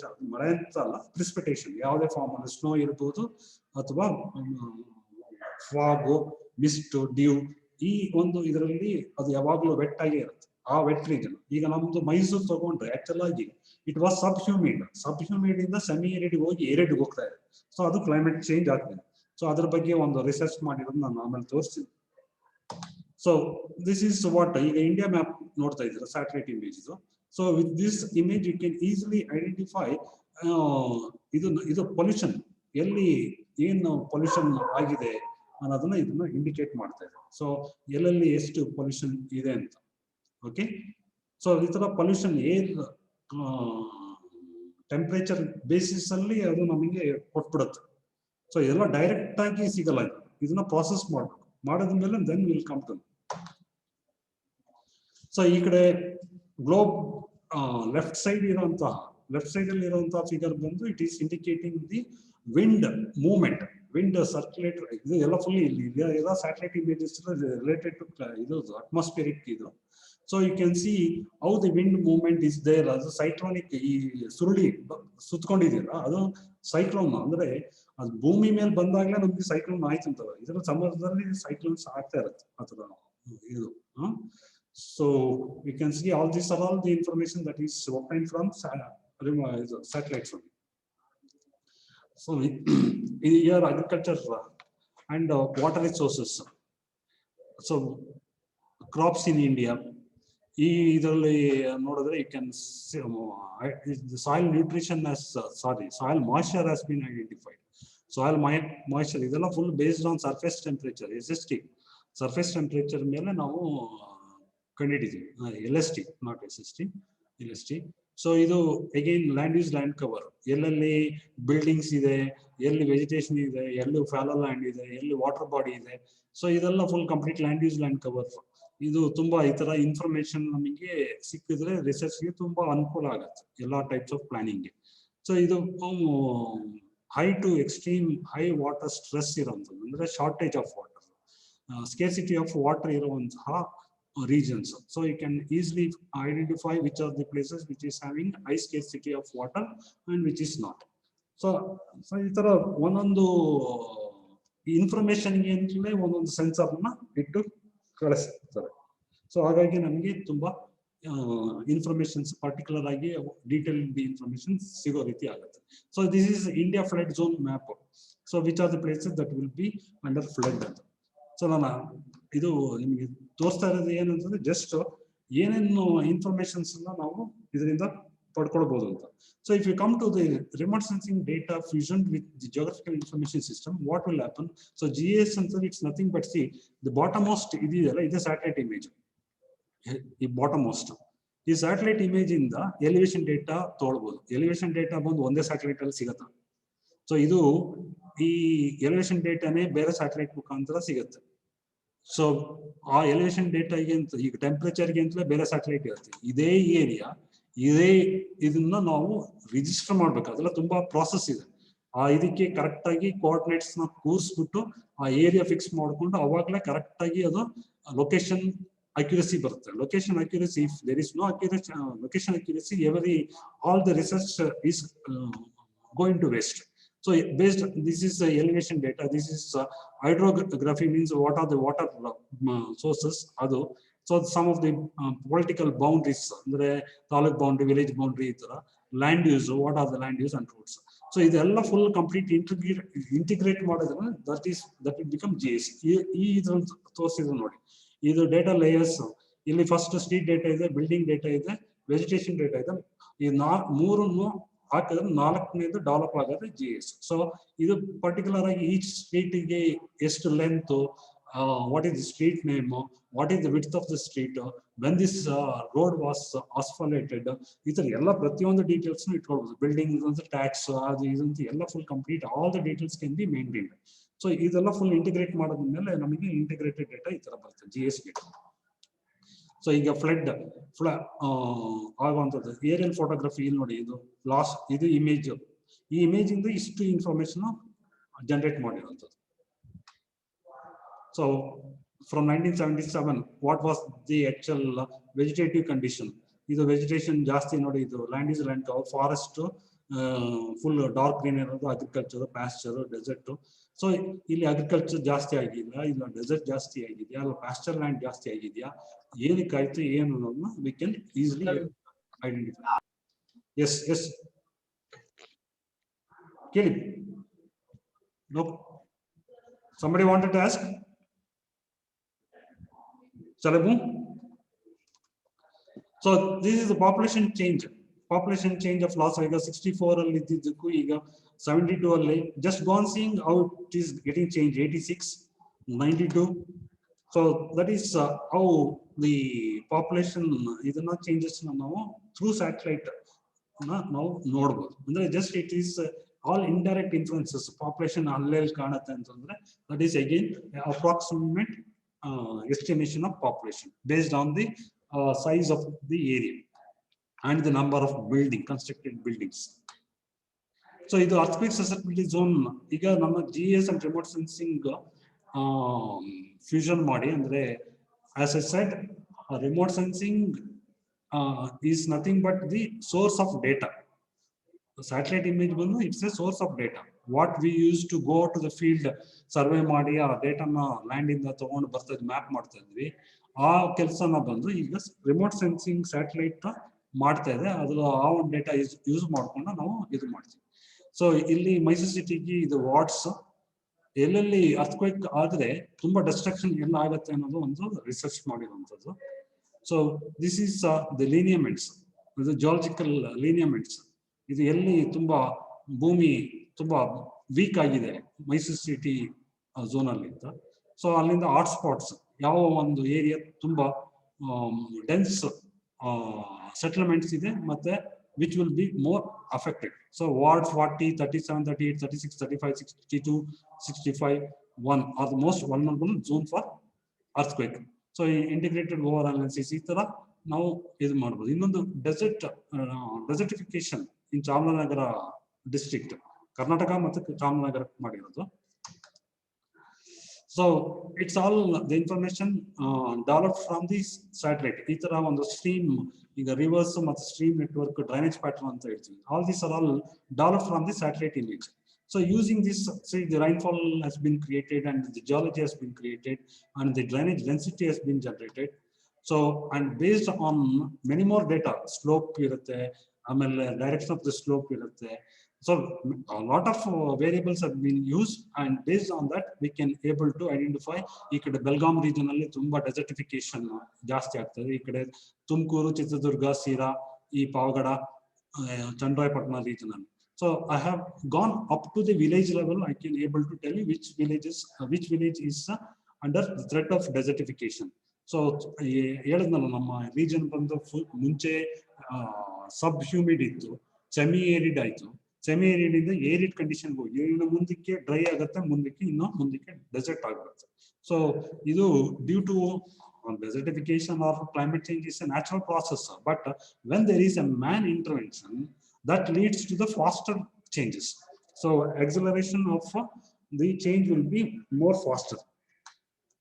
So ಇಲ್ಲಿ ನೋಡಿ, ಹೈ ರಿಸ್ಕ್ ಅಲ್ಲಿ ಮೈಸೂರು ಬರುತ್ತೆ, ಆಮೇಲೆ ಚಾಮರಾಜನಗರ, ಗುಂಡ್ಲುಪೇಟೆ ತಾಲೂಕ್ಸು, ಈ ತರ ನಾವು ವಿಲೇಜ್ ಲೆವೆಲ್ ವರೆಗೂ ಹೋಗ್ಬೋದು ಆ ಪರ್ಟಿಕ್ಯುಲರ್ ಇದನ್ನ ತಗೊಂಡ್ರೆ. If you take Gundlupet, you can see totally severe ಯಾವ ಸ್ಪಾಟ್ ಇದು ಎಲ್ಲ ಫುಲ್ ಕಂಪ್ಲೀಟ್ ಈಗ ವಿಲೇಜ್ ಲೆವೆಲ್ ಗಿಂತ ಮೈಕ್ರೋ ಲೆವೆಲ್ ಅಲ್ಲಿ ನಾವು ನೋಡ್ಬೋದಾಗಿದೆ. So why Gullapeta has become so prone to, especially Chamarajanagar district has in a very bad shape of receiving rainfall, and it is all because of the land configuration. So Mysuru city planning ಅಲ್ಲಿ ಮಾಡಿರೋಂಥದ್ದು. So it is for the 20 kilometres stretch ಗೆ ತಗೊಂಡು ಆ ಒಂದು 20 kilometres ಅಲ್ಲಿ what is the hydrology ಯಾವ ರೀತಿ ಇದೆ, ಸ್ಟ್ರೀಮ್ ನೆಟ್ವರ್ಕ್ ಯಾವ ರೀತಿ ಇದೆ, and what can be the best planning ಅಂತ ಒಂದು ವಿಷನ್ 2100 ಅಂತ ಮಾಡಿರುವಂಥದ್ದು. ಸೊ ಇದು if you see this different colours indicate the different type of geomorphology and the different type of elevation, and according to the geomorphology and elevation, the what best land can be used for what purpose, that is determined. So illi ಸ್ವಲ್ಪ zoom ಮಾಡಿರುವಂತದ್ದು you can see the different colors. So commercial ಗೆ ಅಂತಂದ್ರೆ ಎಲ್ಲಿ ಬರಬೇಕು, education ಎಲ್ಲಿ ಬರಬೇಕು, forest ಎಲ್ಲಿ ಬರಬೇಕು. So because without understanding what is the condition of the land, if you do the planning, it leads to disaster. See, just if you can ನಿಮಗೆ ಗೊತ್ತೋ ಏನೋ ಗೊತ್ತಿಲ್ಲ, Mysore is considered to be one of the planned cities in India. That too, first is Mysore, second is Mumbai. So ಅದರಲ್ಲಿ ಮೈಸೂರಲ್ಲೇ flood submergence ಎಲ್ಲ ಆಯ್ತು ಅಂತಾರೆ 18 ಅಲ್ಲಿ. We can imagine what is the fate of other cities which is not so well planned. ಯಾಕೆ ಅಂತಂದ್ರೆ planning correct ಆಗಿದ್ರೆ, land use planning correct ಆಗಿದ್ರೆ, this kind of disasters cannot occur. So I have left all the plan ಮಾಡ್ಬೇಕಾದ್ರೆ stream path areas ನೆಲ್ಲ ಬಿಟ್ಟು, ಮತ್ತೆ ಈ round mark ಇರೋದಲ್ಲ ವಿಲೇಜಸ್, ಅದನ್ನೆಲ್ಲ ಬಿಟ್ಟು ಆ ಉಳಿದಿದ್ದ ಏರಿಯಾಗೆ ಏನು ಮಾಡ್ಕೊಂಡ್ರೆ ಅಗ್ರಿಕಲ್ಚರ್ ಲ್ಯಾಂಡ್ ಎಲ್ಲಿರ್ಬೇಕು, ವೆಜಿಟೇಬಲ್ ಏರಿಯಾ ಎಲ್ಲಿರ್ಬೇಕು. So all this are all plan.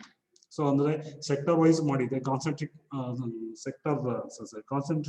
Circle wise ಮಾಡಿದೆ. ಆಮೇಲೆ priority based, this is priority based model.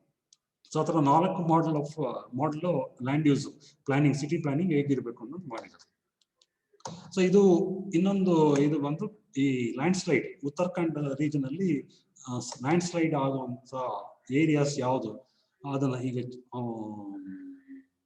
ನಾವು ಇದರಲ್ಲಿ ಉತ್ತರಾಖಂಡಲ್ಲಿ might have heard about Chamoli.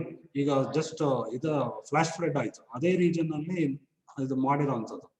So ಇದು ಜಿಯೋಮಾರ್ಫಾಲಜಿ, ಈ ತರ ಎಲ್ಲ ಸ್ಯಾಟಲೈಟ್ ಇಮೇಜಸ್. ಇದು ಫಸ್ಟ್ ಇದೆಯಲ್ಲ, ಇದೇ ಬೇಸ್, ಇದು ಟೋಪೋ ಶೀಟ್ ನಿಮಗೆ ಸ್ಯಾಟಲೈಟ್ ಇಮೇಜ್. ಸೊ ಸ್ಯಾಟಲೈಟ್ ಇಂದ we have taken all this geomorphology, then elevation, then slope aspect, ಅಂದ್ರೆ ಡೈರೆಕ್ಷನ್ ಆಫ್ ದಿ ಸ್ಲೋಪ್. ಅಲ್ಲಿಂದ ಇದೆಲ್ಲ ಫುಲ್ ಕಂಪ್ಲೀಟ್ ಇದರಲ್ಲಿ ಕಂಪ್ಯೂಟರ್ ಆಲ್ಗಾರಿಥಮ್ ಅಲ್ಲಿ it will be computed and on the final output will come. So ಇದು ಹೇಳಿ sir, ಇದನ್ನ recording ಮಾಡ್ಕೋಬಹುದು sir? Flood ಎಲ್ಲ ಆಗ್ತಾ ಇರುತ್ತಲ್ಲ, ಅದನ್ನೆಲ್ಲ ರೆಕಾರ್ಡಿಂಗ್ ಮಾಡ್ಕೋಬಹುದು ಸರ್? ಫೋಟೋ ಅಷ್ಟೇ ತಗೊಳ್ಬಹುದು ಸರ್? ಅಲ್ಲ, ರೆಕಾರ್ಡ್ ಅಂತಂದ್ರೆ you mean to say satellite ಇಂದನಾ? ಹಾ ಸರ್, ಮೊನ್ನೆ ಚಮೋಲಿಯಲ್ಲಿ ಫ್ಲಡ್ ಆಯ್ತಲ್ಲ ಸರ್, ಹೌದೌದು. ಅದು ವಿಡಿಯೋ ಅದನ್ನ ರೆಕಾರ್ಡ್ ಮಾಡ್ಕೊಳ್ಳಿಕ್ ಸಾಧ್ಯತೆ ಇದೆ ಸರ್? ಅದನ್ನ ಇಲ್ಲ, ವಿಡಿಯೋ ಟೈಪ್ ರೆಕಾರ್ಡ್ ಮಾಡೋದಕ್ಕೆ ಬರಲ್ಲ. What it is all, it is just like a still camera type. Okay, sensor ಅಲ್ಲಿ ಇರೋದು ಸ್ಟಿಲ್ ಕ್ಯಾಮ್ರಾ ಟೈಪ್. ಅದು ಏನಾಗುತ್ತೆ ಅಂತಂದ್ರೆ just it will give every, ಅದು ಸ್ಯಾಟಲೈಟ್ ಪಾಸ್ ಆಗ್ಬಿಡುತ್ತೆ. ಯಾಕೆ ವಿಡಿಯೋ ಮಾಡಕ್ ಆಗಲ್ಲ ಅನ್ನೋದು ಕಾರಣ ಅಂತಂದ್ರೆ ಸ್ಯಾಟಲೈಟ್ ಬಂದು ಒಂದೇ ಪ್ಲೇಸ್ ಅಲ್ಲಿ ಇರಲ್ಲ. Right sir, right. ಅದು ಪಾಸ್ ಆಗ್ಬಿಡುತ್ತೆ. ಅದು ಜಿಯೋ ಸ್ಟೇಷನರಿ ಸ್ಯಾಟಲೈಟ್ಸ್, ಅದು ಕಮ್ಯುನಿಕೇಶನ್ ಸ್ಯಾಟಲೈಟ್ಸ್, ಅದು ಮಾತ್ರ ಒಂದೇ ಇದಕ್ಕೆ ಅದು ಫೋಕಸ್ಡ್ ಆಗಿರುತ್ತೆ. ಸೊ ಹಾಗಾಗಿ ಅದನ್ನ ರೆಕಾರ್ಡ್ ಮಾಡಕ್ ಆಗಲ್ಲ. ಇಟ್ಸ್ ಆಯ್ತಾಯ್ತು, ಮುಗಿಸ್. ಇಲ್ಲ ಸ್ವಲ್ಪ ಇದೆ. ಸೊ ದ 3D ವ್ಯೂ ಇದೆಲ್ಲ ಫುಲ್ ಕಂಪ್ಲೀಟ್ ಸ್ಯಾಟಲೈಟ್, ಎಲ್ಲ ಫುಲ್ ಡಿಫ್ರೆಂಟ್ ಸ್ಯಾಟಲೈಟ್ ಇಮೇಜಸ್. ಒಂದೇ ಸ್ಯಾಟಲೈಟ್ ಇಮೇಜಸ್ ಇಂದ ಇಷ್ಟು ಕೆಲಸ ಮಾಡಕ್ ಆಗಲ್ಲ. ವಾಟ್ ಯು ಆರ್ ಸೀಯಿಂಗ್ ನಾವು ದಿಸ್ 3D, ಇದು ಇದೇ ರೀತಿನೇ ಇರೋದು ಫುಲ್. ನೀವು ಅಲ್ಲಿ ಹೋದ ಸ್ಪಾಟ್ಗೆ ಯು ಸಿ ದಿ ಸೆಟಲ್ಮೆಂಟ್ ನೋಡಿ ಯಾವ ರೀತಿ ಇದಕ್ಕೆ ಪ್ಲಾನರ್ಸ್ ಅಪ್ರೂವ್ ಕೊಟ್ಟಿದ್ದಾರೆ ಅಂತ. ಇಲ್ಲಿ ರಿವರ್ ಬೆಡ್ ಅಲ್ಲೇ ಸೆಟಲ್ಮೆಂಟ್ ಇದೆ. ಇಲ್ಲಿ ರಿವರ್ ಬೆಡ್ ಮೇಲ್ಗಡೆನೆ ಬೆಟ್ಟ, ತುಂಬಾ ಸ್ಟೀಪ್ ಸ್ಲೋಪ್ ಇದೆ. ಸೊ ಈ ಕಡೆ ಬಂದ್ರೆ ನೀರಿಂದ ಕೊಚ್ಕೊಂಡು ಹೋಗ್ತಾರೆ, ಆ ಕಡೆ ಬಂದ್ರೆ ಲ್ಯಾಂಡ್ ಸ್ಲೈಡ್ ಇಂದ 2 ಕಡೆ ಸ್ಯಾಂಡ್ವಿಚ್ ಆಗ್ಬಿಟ್ಟಿದ್ದಾರೆ ಜನ. So this is totally very means wrong planning. So this is all, ಈಗ ಇದೆಲ್ಲ ಫುಲ್ ಸ್ಟ್ಯಾಟಿಸ್ಟಿಕ್ಸ್ ನೋಡ್ತಾ ಇದ್ರಲ್ಲ, ಎಲ್ಲ ಫುಲ್ ಸ್ಯಾಟಲೈಟ್ ಇನ್ಫಾರ್ಮೇಶನ್ ಇಂದಾನೆ ತೆಗೆದಿರೋಂಥದ್ದು. ಸ್ಯಾಟಲೈಟ್ ಇಮೇಜ್ ಅಲ್ಲಿ ಈ ತರ ಡೇಟಾ ಇರಲ್ಲ. It is all generated through the satellite images. Okay, so ಇದು ಸಸೆಪ್ಟಬಿಲಿಟಿ ಮ್ಯಾಪ್. ಈಗ ಎಲ್ಲೆಲ್ಲಿ ಎಷ್ಟೆಷ್ಟು ಆಗತ್ತೆ ಲ್ಯಾಂಡ್ ಸ್ಲೈಡ್ ಯಾವ ತುಂಬಾ ಡೇಂಜರಸ್ ಸ್ಪಾಟ್ಸ್ ಅಂತ ಇದು ತೋರಿಸಿರೋದು. ಇದಾದ್ಮೇಲೆ ಇನ್ನೊಂದು ನಾನು ಮಾಡಿದ್ದು ಅಂತಂದ್ರೆ ಯಾವ ರೀತಿಯಾದ ಮ್ಯಾನೇಜ್ಮೆಂಟ್ ಮಾಡಬೇಕು ಅಂತ, ಪೋಸ್ಟ್ ಲ್ಯಾಂಡ್ ಸ್ಲೈಡ್ ಸಿನಾರಿಯೋ ಯಾವ ರೀತಿ ಹ್ಯಾಂಡಲ್ ಮಾಡೋದು ಅಂತ. ಸೊ ಡ್ಯಾಮೇಜ್ ಎಲ್ಲೆಲ್ಲಿ ಯಾರ್ಯಾರಿಗೆ ಆಗ್ಬೋದು, ಯಾರನ್ನ ಮುಂದಕ್ಕೆ ಬೇರೆ ಕಡೆ ಕಳಿಸ್ಬೇಕು, landslide zone, building, buffer zone. So you can see this is the building of the region and risk zone buffer ಇಷ್ಟು ರಿಸ್ಕ್ ಝೋನ್ ಬಫರ್ ಅಂತ ತಗೊಂಡಿರೋದು. ಅದರಲ್ಲಿ ಬರುವಂತಹ ಒಂದು ಅಂದ್ರೆ ಈ ಬೆಟ್ಟದ ಕೆಳಗಡೆನೆ ಇರುವಂತಹ ಒಂದು, ಈಗ ಏನೇ ಉಳ್ಕೊಂಡ್ ಬಂದ್ರೆ ಒಂದು 500 ಮೀಟರ್ ಅಥವಾ 1 ಕಿಲೋಮೀಟರ್ ಉಳ್ಕೊಂಡ್ ಬರ್ಬೋದು ಬಂಡೆ ಅಥವಾ ಕಲ್ಲುಗಳು ಅಂತ. ಸೊ ಆ ಒಂದು ಇದನ್ನ ಮಾತ್ರ ರಿಸ್ಕ್ ಝೋನ್ ಬಫರ್ ಅಂತ ತಗೊಂಡಿರೋದು. ಇದು ಕಾಣುತ್ತಲ್ಲ, ಇದು ಒಳಗಡೆ ಬರುವಂತ ಬಿಲ್ಡಿಂಗ್ಸ್ ಯಾವ್ದು, ಅವರು ಯಾರು, ಎಷ್ಟು ಟೋಟಲ್ ಬಿಲ್ಡಿಂಗ್ಸ್ ಎಷ್ಟು ಬರುತ್ತೆ, ಅದ್ರದ್ದು ಟೋಟಲ್ ಇದು ವ್ಯಾಲ್ಯೂ ಏನು, ಆ ವ್ಯಾಲ್ಯೂ ಇಷ್ಟನ್ನ ಕೊಟ್ಬಿಟ್ಟು ಆ ಜನರನ್ನ ಅಲ್ಲಿಂದ ಬೇರೆ ಕಡೆಗೆ ಹೋಗಿ ಅಂತ ಹೇಳುವಂಥದ್ದು.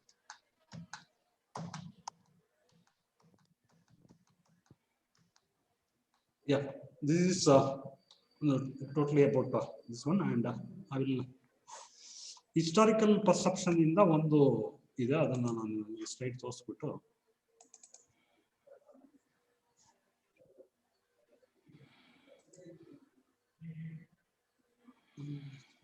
share ಮಾಡೋದು. Can you able to see this slide?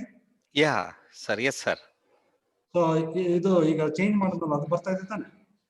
ಬರ್ತಾ ಇದೆ ಸರ್, ಬರ್ತಾ ಇದೆ. A last city found with layers ಅಂತ ಇದೆ ಸರ್. ಹೌದು. ಸರ್ ಅದು ಡಬಲ್ ಕ್ಲಿಕ್ ಮಾಡಿ ಅದ್ ಸ್ಲೈಡ್ಗಳು ಬರುತ್ತೆ. ಅಂದ್ರೆ ಇವಾಗ ಚಿಕ್ಕದಾಗಿ ಬರ್ತಾ ಇದೆ. Okay. I think now you are able to see. So ಇದು actually ಆಗಿ a lost city found with lasers ಅಂತ, ನೀವು ಅವಾಗ ಲೇಸರ್ ಇದು ಯೂಸ್ ಮಾಡ್ತಾರ ಅಂತ ಕೇಳಿದ್ರು ಯಾರು. ಸೊ ಯು ಕ್ಯಾನ್ ಸಿ ಈ ತರ ದಿ ಮಾಯನ್ ಸಿವಿಲೈಸೇಷನ್, ಮಾಯನ್ ಇದ್ರದ್ದು ಸೆಟಲ್ಮೆಂಟ್ ಅಂತನ್ನ ಈ ಹುಡುಗ ಅದನ್ನ ಐಡೆಂಟಿಫೈ ಮಾಡಿದ್ರು. ಸೊ ಜಸ್ಟ್ ಏನಂತಂದ್ರೆ see in a natural topography, in a natural kind of satellite images, you will not see the exact shape on the proper ತುಂಬಾ ಸ್ಕ್ವಯರ್ ಇರುವಂತದ್ದು ಅಥವಾ ಸರ್ಕ್ಯುಲರ್ ಇರುವಂತಹ ಶೇಪ್ ಎಲ್ಲ ನೋಡೋದಕ್ಕೆ ಚಾನ್ಸಸ್ ಇಲ್ಲ. ಬಟ್ ಈ ರೀತಿಯಾದಂತಹ ಒಂದು ಇದು ಇಲ್ಲಿ ಕಾಣುತ್ತಲ್ಲ, ರೆಡ್ ಮಾರ್ಕ್ ಮಾಡಿರೋದ್ರಲ್ಲಿ ಸ್ಕ್ವಯರ್ ಟೈಪ್. ಸೊ ಇದು ಈ ಬೇಸಿಸ್ ಮೇಲೆ ಇದು ಇಲ್ಲಿ ಏನೋ ಒಂದು ಹ್ಯೂಮನ್ ಇಂಟರ್ವೆನ್ಷನ್ ಇದೆ ಅಂತ ಅದನ್ನ ಐಡೆಂಟಿಫೈ ಮಾಡಿ ಅದನ್ನ ಮತ್ತೆ ಡೀಟೇಲ್ ಆಗಿ ನೋಡಿದಾಗ then they got into all the details of one of the ruined cities of a very old time. So there are a lot of studies in this direction. There are many idella full complete based on satellite images. ಹಳೆದು ಅಂತಂದ್ರೆ ನಾವು ಎಷ್ಟು ಹಳೆದಕ್ಕೆ ಬೇಕಾದ್ರೂ ಹೋಗ್ಬೋದು, satellite images ಇರಬೇಕು, ಅದೇ problem. So ಆ ತರ ಇದ್ರೆ ಚೇಂಜಸ್ ನಾವು ನೋಡ್ಬೋದು. ಇಲ್ಲ ಅಂತಂದ್ರೆ ಈಗಿನ ಪ್ರೆಸೆಂಟ್ ಸ್ಯಾಟಲೈಟ್ ಇಮೇಜಸ್ ಇಂದನೇ ಇನ್ಫರೆನ್ಸಸ್ ಮಾಡುವಂಥದ್ದು ಇರುತ್ತೆ. So here you can see this particular piece of land. ಇಲ್ಲಿ ನೋಡಿ, ಕ್ಯಾನ್ ಯು ಸಿ ಈ ಫುಲ್ ಕಂಪ್ಲೀಟ್ ಈ ಭಾಗ ಎಲ್ಲ ಇಟ್ ಈಸ್ ಜಸ್ಟ್ ನ್ಯಾಚುರಲ್ ಆಗಿ, versus this particular square this is looking something different. ಇದು ನೋಡಿದ್ರೆ ತುಂಬಾ thick forest. It is in the thick forest. This particular Mayan city was found. The lost city was found. So adana ella full excavate madadmele you can see the structures and all things. Understand? So and also you can see the development, the changes of the city and 1975 only, 1990, 2010 already tosiindi. So likewise this is Indonesia. Indonesiaದಲ್ಲಿ seashore ಅಲ್ಲಿ development ಆಗ್ತಾ ಇರುವಂತದ್ದು. So you can means ಇದು ಏನಾಗುತ್ತೆ, ಸಬ್ಮರ್ಜೆನ್ಸ್ ಆಗಿ ಮತ್ತೆ emerge ಆದ್ರೆ ಅದನ್ನು ಗೊತ್ತಾಗ್ಬಿಡುತ್ತೆ. ಕೆಲವೊಂದು ಇರೋಂಥ ಸೀ ಶೋರ್ ಅಲ್ಲಿ ಇರುವಂತದ್ದು it will submerge into the water and later on if it get emerge that can also be sensed by the satellite images. So it's all about the same thing, and if you have any other questions you can ask me. Sir. Hello, sir. Really? ಕೇಳಿಸ್ತೇವೆ. ಈ flood ಬರುತ್ತಲ್ಲ sir, ಅವಾಗ satellite ಇಂದ photo ಹೊಡಿಬಹುದು, video ಮಾಡಕ್ ಆಗಲ್ಲ ಅಂದ್ರೆ sir ತಾವು. ಈಗಿನ ತಂತ್ರಜ್ಞಾನದಲ್ಲಿ ವಿಡಿಯೋ ಮಾಡ್ಲಿಕ್ಕೂ ಅವಕಾಶ ಇಲ್ವಾ sir? No, that is what actually easy video now. What this drone satellites can able to do that job, but we do not know if there is a well in advance forecast ಮಾಡಿದ್ರೆ ಈ place ಅಲ್ಲಿ flood ಇವತ್ತು ಆಗತ್ತೆ, ಇಷ್ಟು time ಆಗತ್ತೆ ಅಂತ drone ಅನ್ನ ನಾವು ಲಾಂಚ್ ಮಾಡಿ we can take the video, but from the satellites it is not possible. As I told you, the satellites keep moving in its path, ಆರ್ಬಿಟಲ್ಲಿ ಅದು ಹೊಟ್ಟೋಗುತ್ತೆ, ಅದು ಮುಂದಕ್ಕೆ ಹೊಟ್ಟೋಗುತ್ತೆ. ಏನಾಗುತ್ತೆ, ಅದು ಹೋದ ಮೇಲೆ ಮತ್ತೆ ಇನ್ನೊಂದು ಸ್ಯಾಟಲೈಟ್ ಅದೇ ಪ್ಲೇಸ್ ಬಂದಿರುತ್ತೆ, ಅದು ಬೇರೆ ದೇಶದ ಸ್ಯಾಟಲೈಟ್ ಆಗಿರ್ಬೋದು. ಸೊ ಈ ರೀತಿ ನಾವು ಏನ್ ಫ್ಲಡ್ ಮುಂಚಿತವಾಗಿ ಏನಿತ್ತು, ಯಾವ ರೀತಿ ಇತ್ತು ವ್ಯವಸ್ಥೆ, ಫ್ಲಡ್ ಆಗ್ಬೇಕಾದ್ರೆ ಏನಾಯ್ತು, ಫ್ಲಡ್ ಆದ್ಮೇಲೆ ಏನ್ ಡ್ಯಾಮೇಜ್ ಆಗಿದೆ, this kind of assessment can be done. We can estimate the loss, we can estimate what was the level of impact. So ಇದೆಲ್ಲ ಗೊತ್ತಾಗುತ್ತೆ. ಅದಕ್ಕೂ ಬೇರೆ ಬೇರೆ ಸ್ಯಾಟಲೈಟ್ ಇಂದ ತಗೊಳ್ಬೇಕು, ಒಂದೇ ಸ್ಯಾಟಲೈಟ್ ಇಂದ ಅಷ್ಟು ಇನ್ಫಾರ್ಮೇಶನ್ ಸಿಗಲ್ಲ. ಯಾಕೆ ಅದಕ್ಕೇನೆ cooperation among all the countries to exchange the data. So ನಮ್ಗೆ ಹೇಳಿ, ಈ ಸ್ಯಾಟಲೈಟ್ ಪಾತ್ ಏನಾದ್ರು ಚೇಂಜ್ ಆಗುತ್ತೆ ಸರ್ ಲೈಫ್ ಟೈಮ್ ಅಲ್ಲಿ? ಅದು path actually life time, each satellite life ಬಂದು it is about 5 to 15, 20 years ಆ ತರ ಇರುತ್ತೆ. ಸೊ ಹಾಗಾಗಿ ಅದು ಪಾತ್ ಬಂದು ಫಿಕ್ಸ್ಡ್ ಇರುತ್ತೆ, ಚೇಂಜ್ ಆಗಲ್ಲ. ಅದೇನಾದ್ರೂ ಬೈ ಸಿಗ್ನಲ್ ವೀಕ್ ಆಗಿ ಇವರಿಗೆ ಗ್ರೌಂಡ್ ಕಂಟ್ರೋಲ್ ಸ್ಟೇಷನ್ಗೆ if they could not able to keep the exactly moving in the same path and row, ಅವಾಗ ಬೇಕಾದ್ರೆ ಅಥವಾ ಸುಮಾರು ಸ್ಯಾಟಲೈಟ್ಸ್ ಅಥವಾ it has gone out of the control, ಆ ತರನೂ ಆಗಿದೆ. Sir, thank you sir. Sir, what about the timed out satellites? What about the timed out or expired satellites? Ada